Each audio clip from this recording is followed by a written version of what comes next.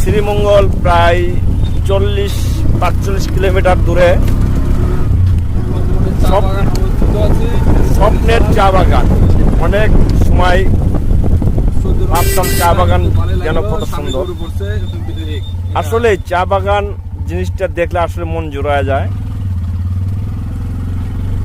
চা বাগান দেখার মতন কিছু অনেক ভালো, মনটা হালকা হয়ে যায়। অনেক সুন্দর একটা জায়গা শ্রীমঙ্গল, খুব ভালো লাগবে। কেউ যদি আসার ইচ্ছা থাকে